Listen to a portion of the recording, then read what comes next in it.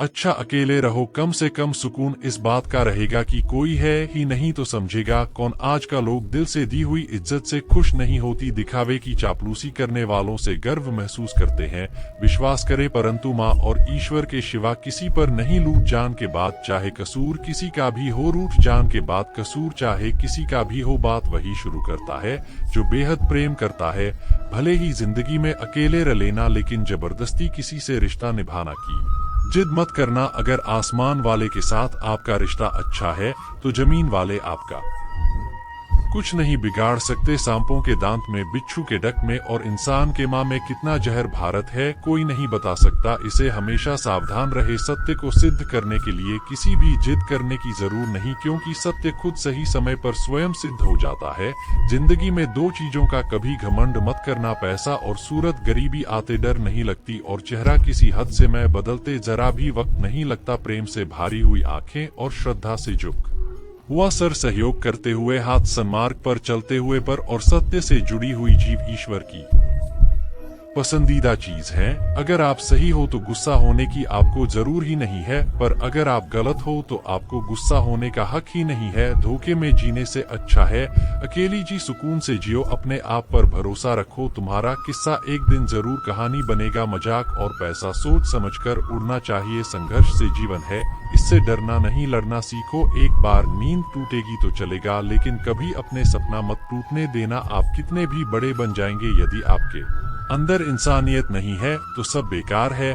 जो करना है खुद करना, वक्त के भरोसे बैठने से भी धोखा मिल सकता है। जिंदगी का एक उसूल बना कि तुम्हारी इज्जत जो नहीं करता उसके पास कभी नहीं जाना, क्योंकि जीवन में क्या होगा, या तो कुछ अच्छा होगा या बड़ा होगा। जो भी होगा हमारे कर्मों का ही फल होगा। जी प्रकार दिया तेल के बिना नहीं जल सकता, इसी प्रकार मनुष्य भगवान की कृपा दृष्टि के बिना जीवन में सफल नहीं हो सकता। जीवन में कोई भी काम करने से पहले एक बार भगवान का स्मरण करना जरूरी है कि मैं जो करने जा रहा हूँ वो भगवान इंसान को स्वीकार होगा या नहीं। ऐसा करने से आप जीवन में कोई गलत काम नहीं करेंगे, किसी का भला नहीं कर शक्ति तो बड़ा भी मत करो। यदि सम्मान नहीं कर सकती तो बेवजह अपमान भी मत करो। तुम जिसकी जितनी परवाह करोगे उतनी तकलीफ पाओगे। और जी दिन तुम लोगों की परवाह करना छोड़ डॉग, लोग तुम्हें तकलीफ देना छोड़ देंगे। क्या लेकर आए हो और क्या लेकर जाओगे, यह जीवन 2 दिन का मेला है, एक दिन सब यही छोड़कर जाओगे। समझदार व्यक्ति कभी बदले की भावना नहीं रखना, क्योंकि वह जानता है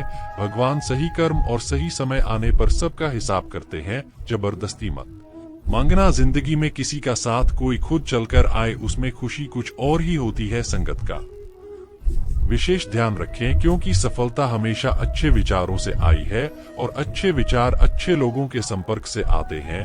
या तो चुप रहिए या फिर ऐसे शब्द बोलिए जो मौन से ज्यादा कीमती हो। सत्य अपने लिए रखना, प्रेम दूसरों के लिए, करुणा सबके लिए रखना, यही जीवन का व्याकरण है। फूल कितना भी सुंदर होगा तारीफ खुशबू से होती है। इंसान कितना भी बड़ा हो कद्र उसके गुनाह से होती है।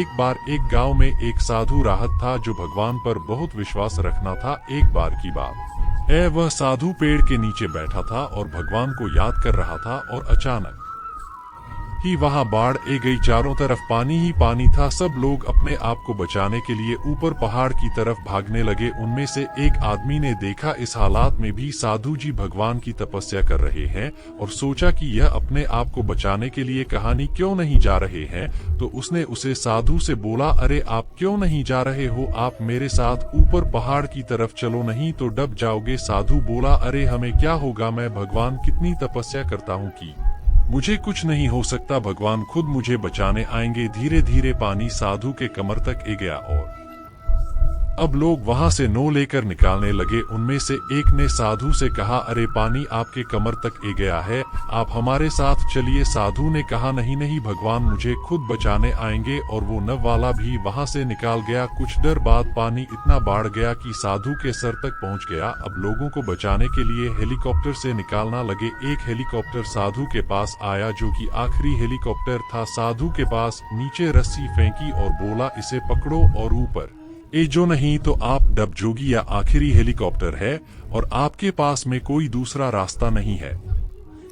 बचाने के लिए साधु ने कहा, यह रस्सी आप वापस खींच लो और चले, जो मुझे भगवान के ऊपर भरोसा है वह मुझे बचाने जरूर आएंगे। कहानी काफी ऊपर ए गया और पर भी डब गया और साधु की भी डूबने से मौत हो गई। करने के बाद साधु भगवान के पास गया और बोला कि है भगवान, मैंने आपकी पूरी जिंदगी तपस्या की, पूरा जीवन आपकी आराधना करने में लगा दिया, फिर भी इतने भरोसे के साथ इंतजार किया कि आप मुझे बचाने आओगे, लेकिन वहां मेरी डब कर मौत हो गई और आप नहीं आए, ऐसा क्यों? भगवान बोले, मूर्ख इंसान, एक बार नहीं 3 बार आया था मैं, तीनों बार मैं ही तो था, पहले पैदल, दूसरा नौका के द्वारा और तीसरा हेलीकॉप्टर के द्वारा, लेकिन तुमने मेरा एक भी अवसर पहचान नहीं पाया, पता नहीं किसका इंतजार कर रहे थे। इसी तरह जिंदगी में हमें ऊपर वाला बहुत सी मौके देता है, लेकिन हम सब मौके को ठुकरा कर पता नहीं किस चीज का इंतजार कर रहे होते हैं कि वह होगा तभी मैं करूंगा। इस बात पर अड़ रहने से एक वक्त के बाद वह मौका हाथ से निकाल जाता है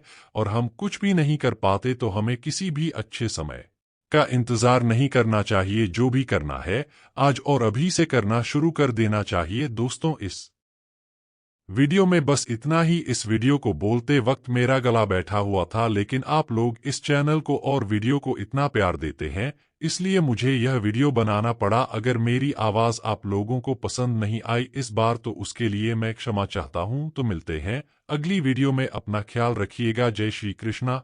संगीत संगीत।